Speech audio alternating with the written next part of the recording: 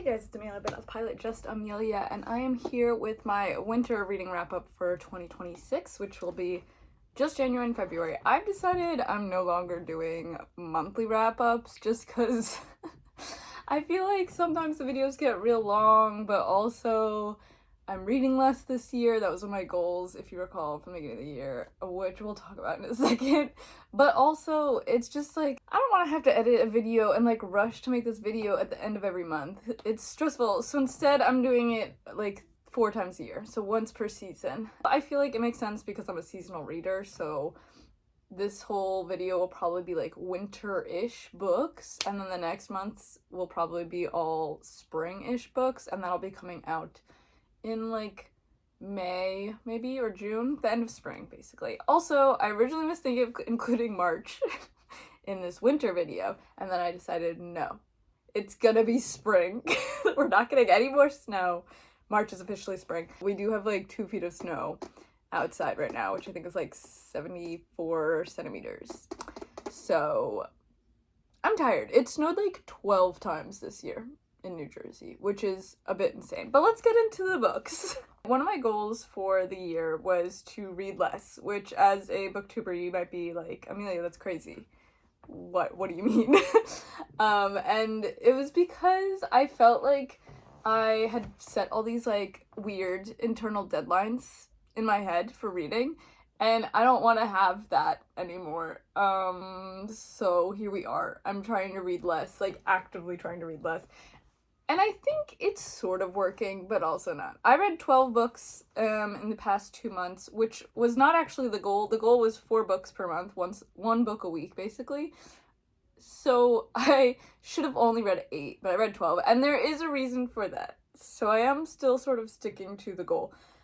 I will say I don't feel like I've like slowed down exactly and set less deadlines, so I definitely need to work on that, because I sort of wanted it to be like, we're casually reading now. We're gonna read like 50 pages tonight, maybe another 50 tomorrow, just like read as it goes. But that's like not really been happening, so instead I've been like, oh my god, I was supposed to finish a book this week, and then I read the whole thing in 2 days, which is still not the goal. So we're working on it. Let's get into the books. So first off, I have a short story for you, which is 6 Deaths of the Saint by Alex E. Harlow. This is why I was saying I don't really count this as a book per se, so that's why I'm over my 4 per month. Because I read a couple short stories this semester, if you will. 6 Deaths of the Saint is so good. I need you to find it immediately and read it now. It's about, I don't know, like 40 pages maybe less. And I'm always so impressed when a short story or novella or something like that like fits in the full breadth of like, the prose is good, the plot is chaotic and crazy and feels like you've lived a long time, but then it's like only 30 pages or something like that. And I feel like this does that, and I can't stop thinking about it. It was so well written. I've only read one of her other books, Starling House, which was really good, and then I was like, oh my god, like why have I been sleeping on her? Like I think all of the books that she's written keep coming up in my realm of reading, that like people are recommending them and always talking about them, but I for some reason have just never read them. So now here I am, and I'm starting with the classics, which are her short stories. I'm hoping to read, I don't know, okay, here's the thing. So 6 Deaths of the Saint, let me tell you the plot first before I keep talking about it, is a short story following a knight, and it follows, how do I do this without spoiling it? Because it's literally 30 pages. In one sentence, it is a knight who is fighting for her kingdom, and sort of to big success, but perhaps everything isn't as it seems, and it's delicious. The plot twists are crazy, and apparently this short story was so widely well received that Alex E. Harlow then went on to write a full book of this story concept, I guess, which is called Everlasting, I think. And I don't know how I feel about that, because I sort of feel like the short story was so good, so perfect, I ate it up, it was delicious, that I like can't imagine reading a full-length version of it now, because won't it just be the same thing? So I feel like that'll sort of like take away from the experience, like the plot twists and whatnot, because I sort of like, I know the story already. It's almost like reading the cliff notes and then reading the book.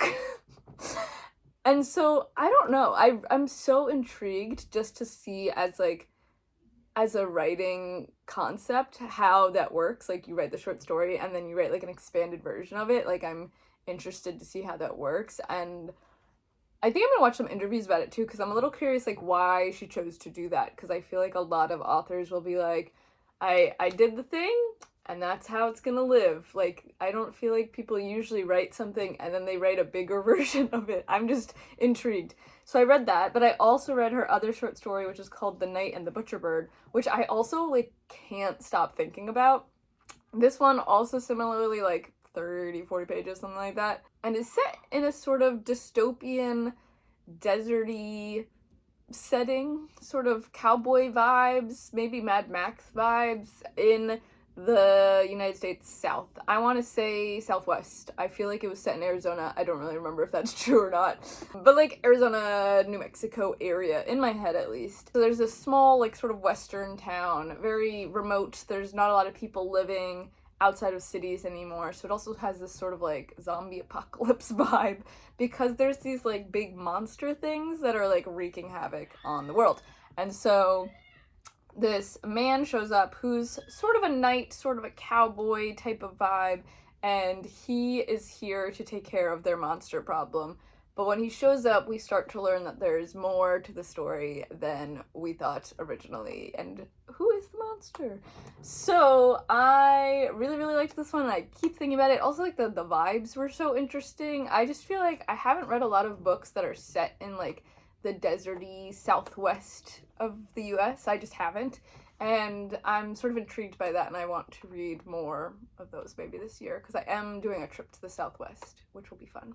So I need to find more like that. So if you have any Southwest fantasy books for me, link them below, please. Next, I read Cold Enough for Snow, which is also like a short novella type of thing. It's by an Australian author set in Japan, and it follows a mother and daughter on their like little trip in Japan, hiking around.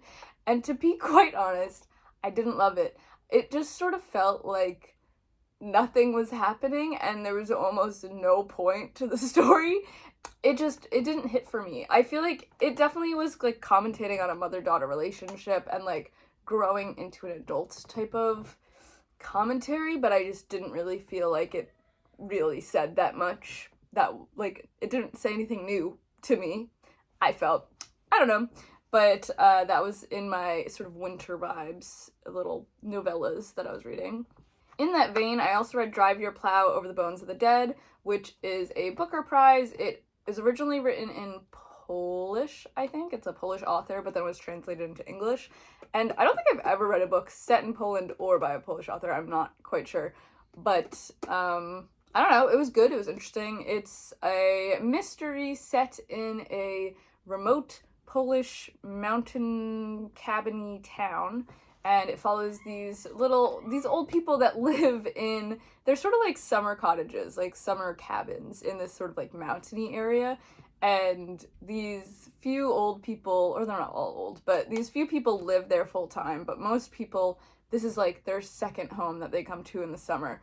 And so it's from the perspective of this old woman, and she and her other old neighbor discover that their annoying neighbor has died. And what are they gonna do about it? The police can't get up there because it's too snowy, and all like, what is happening? And so you're slowly starting to put together the pieces of the mystery as a few other men in town also die under mysterious circumstances. And it was fun. I think it was really interesting. It did have a bit of a plot twist that I was suspecting, but it was still fun. And yeah, I'm happy I stuck with this one, because I am trying to read more of the Booker Prizes, and I'm trying to read more like literary fiction, I guess you could say, and also more international books. And I started it and I just, like, it was fine, but it just really wasn't, like, grabbing my attention. I don't read mysteries very often, and I don't read literary fiction very often, so I was just sort of, like, slogging along through it. But I did enjoy it, so I'm glad I, like, made myself slow down and made myself read it, because I am trying to, that's part of my, like, slowing down this year. I'm trying to intentionally consume rather than just, like, zip through books. And perhaps I would have DNF'd it, but also probably not, because I'm not one to DNF very often. But I'm trying to DNF more this year. But I did enjoy it in the end, so I'm glad that I finished it. So I read The Book of Blood and Roses, which was published on January 13th, 2026, so it is out already, but I did get it as an ARC, so I was reading it before it came out, and I really enjoyed it. I just sort of, I don't know, I saw it was vampires, and the cover looked fine, so I said, let's go for it. Which, to be quite honest, could be risky. So I got this book from NetGalley. As always, I can't really remember the characters' names, and I'm just bad at names, girl. I don't know what to say.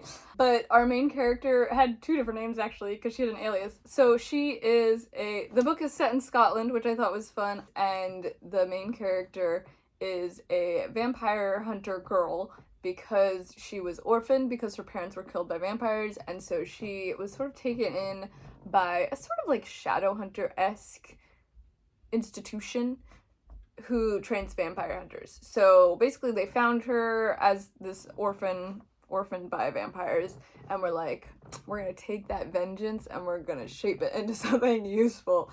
And so they trained her up, and now it's like, I don't know, 16 years later, now she's basically an adult, and so she is sent to infiltrate a vampire university in the Scottish Highlands.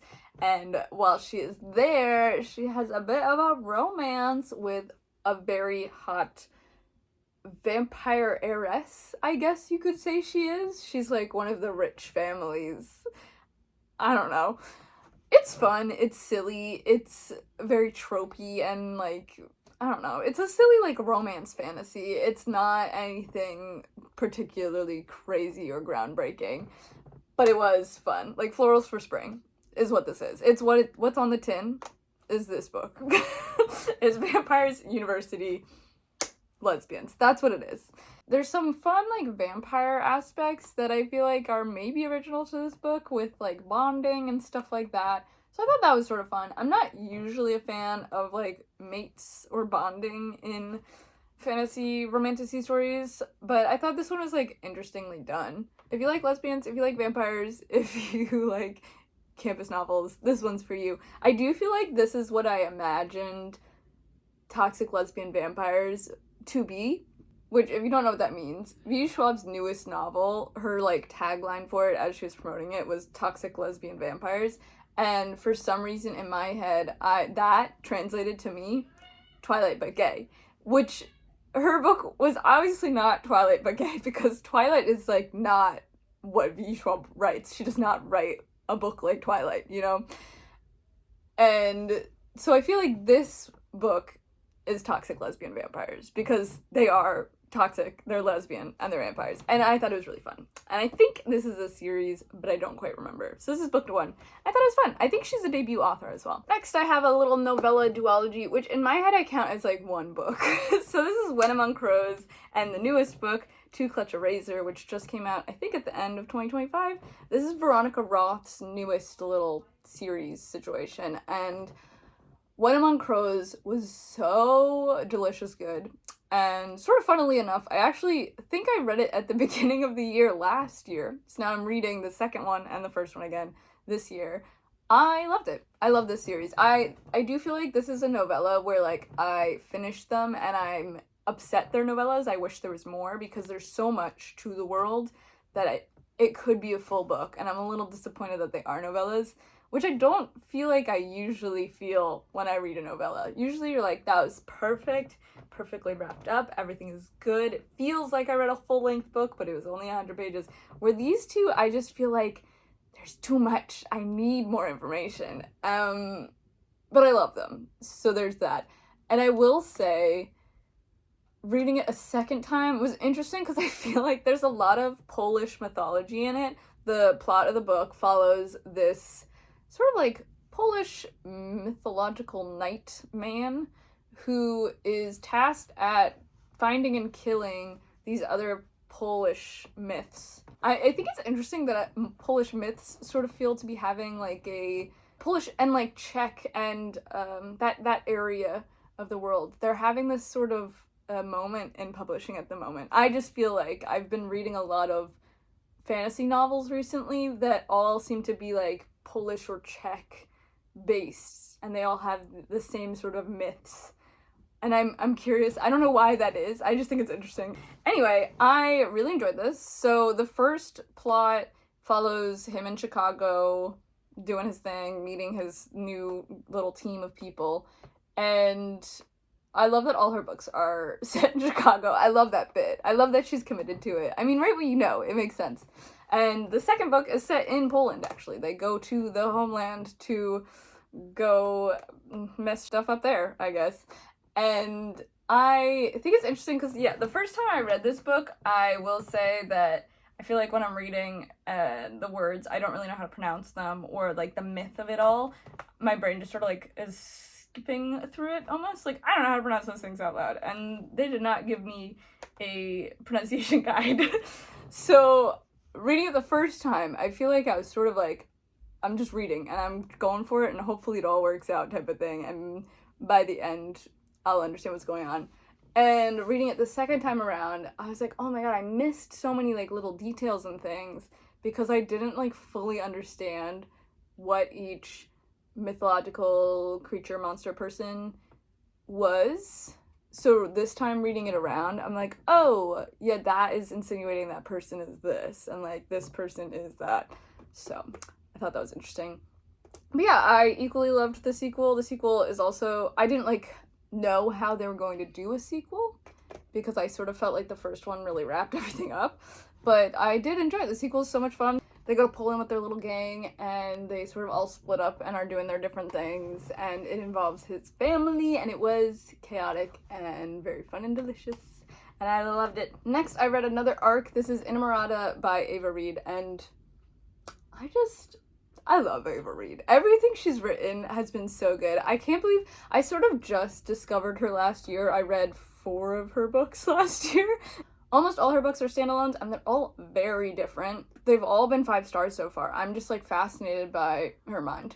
They're so fun, and I love the prose, and I love the vibes. I think she's really good at, like, atmospheric vibes, I guess, and if you've read her books, let me know down below. I feel like all her books have wet vibes. They're all watery in some way, shape, or form. I don't know if she's doing that on purpose or if she's just, like, a water girl, because every book that I read, I feel like, oh, this is, like, wet in this way.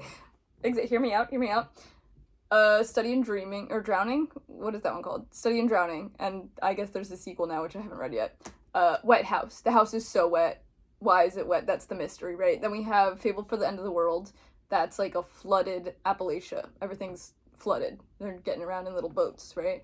Then we have Lady Macbeth, which is a very damp Scottish Highland castle on the side of a cliff, and there's just like, she has so much like water imagery and like wet, damp imagery in all of her books, which I just think is really fascinating. And to continue that thought, Innamorata's wet vibe is blood. There's blood everywhere. It's sticky, it's wet, it's squelching, it's damp. Wet, like blood and mud is the vibe of this one.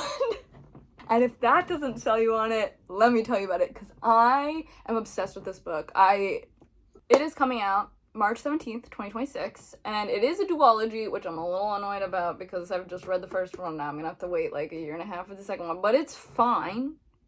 This book was so insane. This is for the weirdo girlies. This is for the gothic horror girlies. It's like a gothic fantasy, medieval vibes, feminism. What else is happening in this book? It's sort of not, is it gory? I guess blood and mud, right? Okay, so where do we even start with the plot? Oh my god. Okay, I need to talk about this book with someone because the amount of times I was like gagged, like, what did they just do?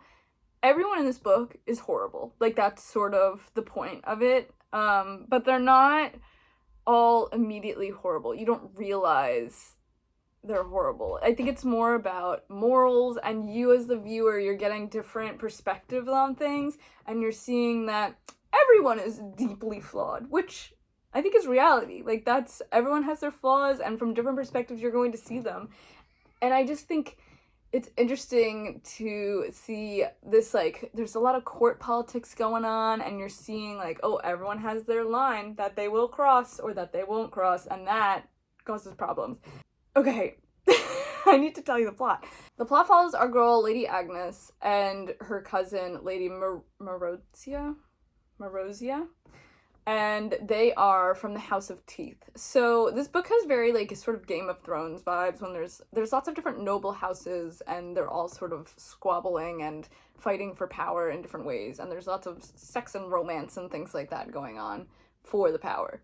So the setup for this story, it's an epic story, 500 pages long, so it is quite a big, hefty one, but it is just, like, sort of an epic overview of this country situation.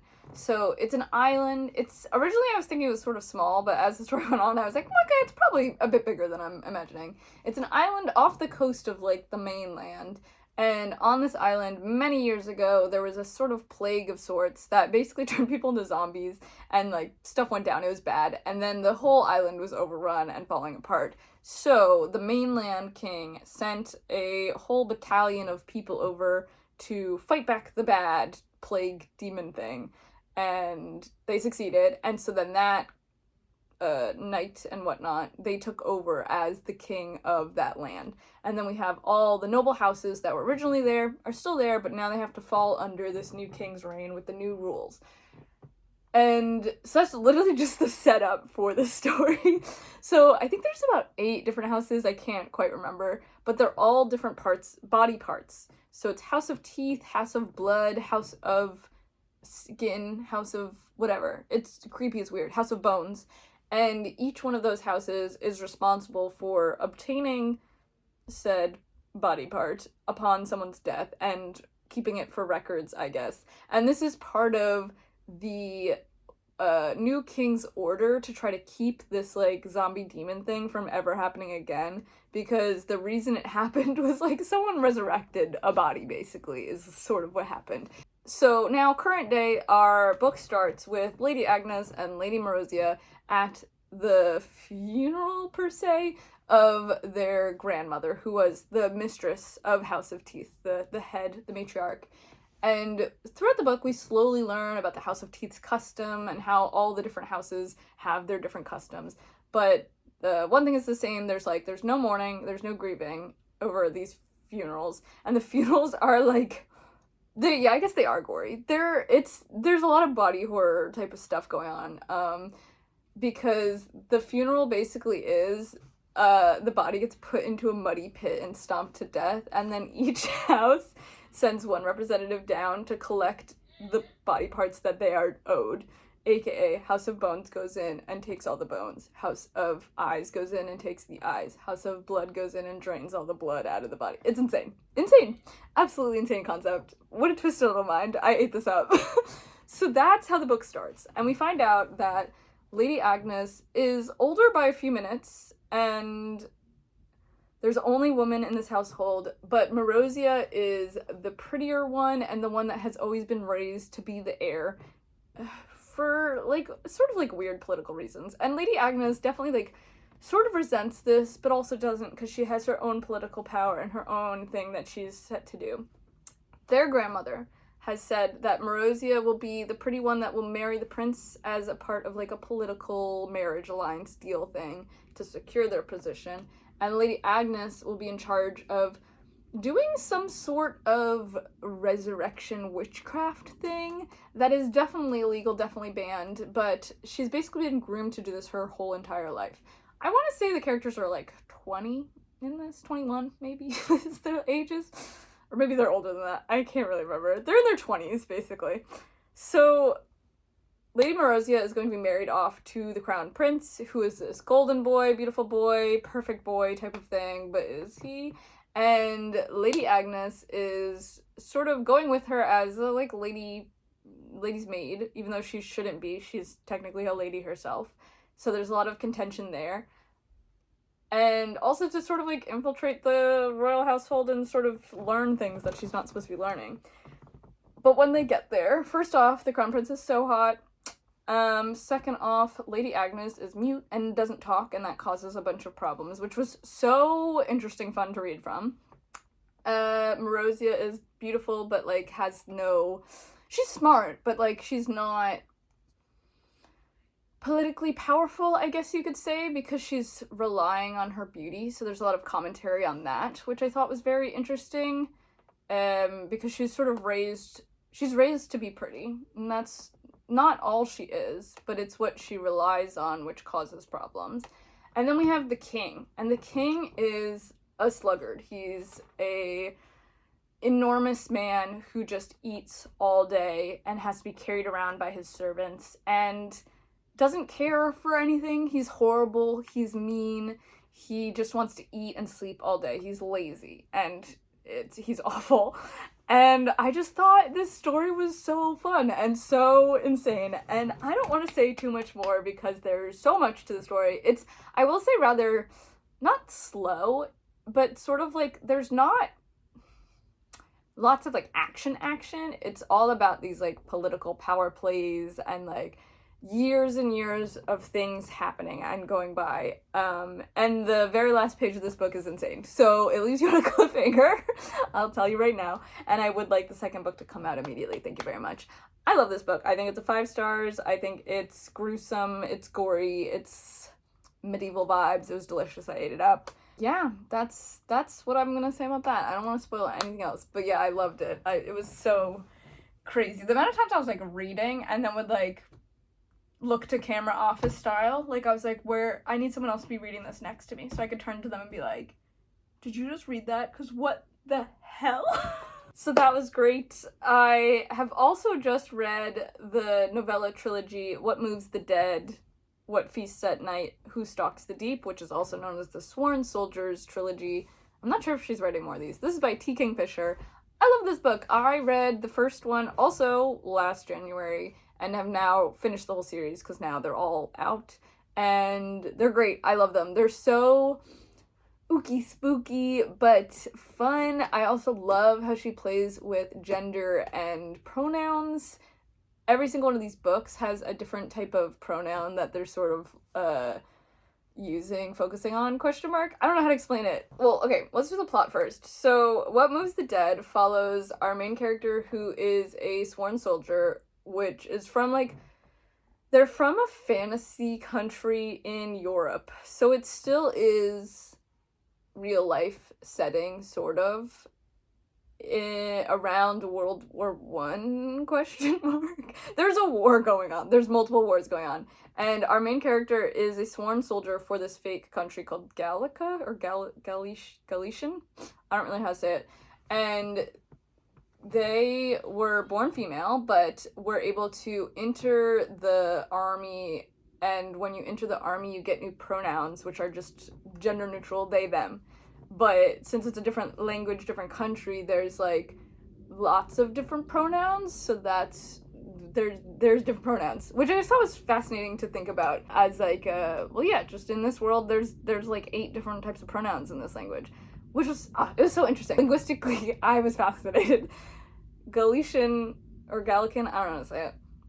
They have pronouns like she and her, right, and he and him, but then they have soldiers, which are like they, them, sort of, and they also have like a pronoun for children, which is also like they, them, gender neutral, and then they also have a pronoun for priests and like godly type of folk, priests and popes, I guess you could say, which would also be sort of gender neutral, they, them, and they also have pronouns for rocks.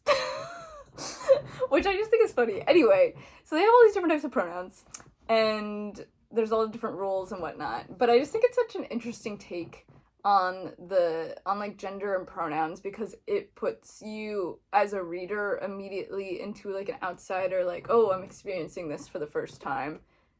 How do you remember the pronouns type of situation, which I just think is fun. Anyway, the plot of the book, because the pronouns really don't matter in the scheme of things. It's just something to remember while you're reading it, of like, oh yeah, that's the pronoun for this. Anyway, the plot of the book is that our main character Alex Easton. Oh my god, I'm so bad at names, dude. Alex Easton, the soldier, is called to their friend's house and gets there, and it's this big ooky spooky mansion that's completely falling apart in the middle of the woods. And they get there, and basically there's something going on. There's a gothic spookiness going on. Something's going on. There's something in the water. There's something in the air.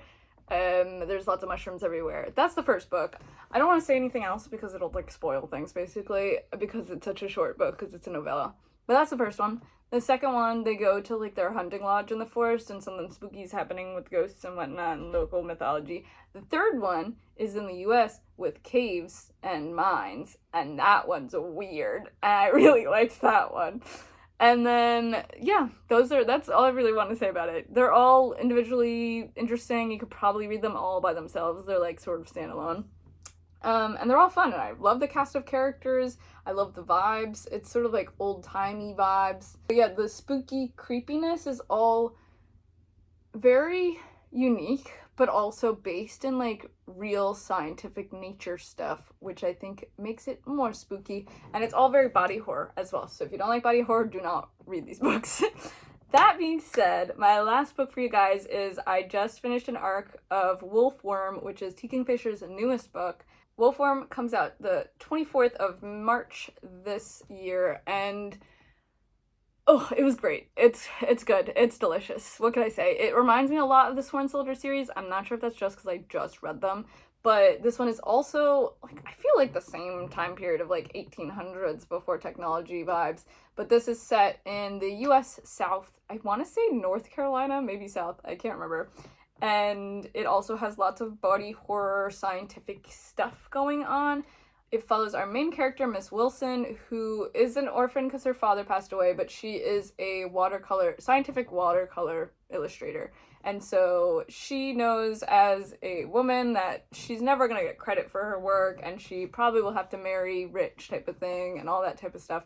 So it has a lot of talk about racism and like feminism, sexism type of stuff, which I thought was fun because it's just sort of like slid in there.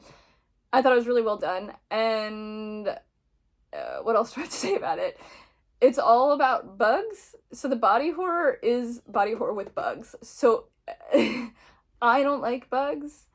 So I will say perhaps I struggled with this book, but also it was so good. But like maybe I was dissociating while I was reading it, because I'm a type of reader that I like visually see everything while I'm reading it. And I think I realized as I was reading this that I was like actively not visualizing things and like purposely trying not to see it because it's so visceral and so gross and skin crawly, and oh, it was gross, but it was delicious to read. What else should I say without spoiling it? It reminded me sort of Sinners vibes, just because it's southern and has vampires in it, but not like vampires. I will say this is like her own thing going on.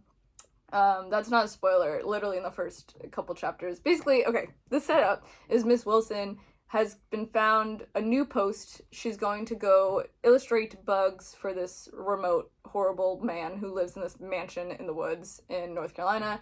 And when she gets there, he doesn't pick her up from the train station. It's like a 3-mile walk in the dark to the place. She's scared, she doesn't know what to do. Everyone in the town that she like talks to because she's trying to catch a ride is like, oh my god, you cannot walk alone in the woods at night. There's vampires there. There's blood thieves there. You cannot. And so someone brings her there himself and drops her off and is like, you'll be safe, don't worry. And then she's like slowly asking around, trying to figure out like what's going on. And it sort of sounds fake. It sort of sounds like there was a big thing that happened a couple years back, but everyone has their own sort of mythologies about it. So like, what is the truth? And that's all I'll say, because you'll read it and you'll find out. But I thought it was really great. Yet again, another 5-star. This is a good 2 months for books, to be quite honest. So that's all I have to say for this month. I honestly don't know what my reading plans are for the next couple months. I think I'm going to try to read Dungeon Crawler Carl, but those books are really big and there's a lot of them, and I probably am going to want to read all of them in a row. So maybe the next month or the next time I talk to you, all I'll have read is that whole series. I'm also looking at Hazelthorn, The Wolf, the Woodsman by Ava Reed, because I think that's the last of her books that I haven't read yet. And I don't know. That's all that's on my list at the moment. I have like whatever. I have a big list, but like I don't know what I'm gonna get to next. Hope you guys are well. Thank you guys for watching. Bye.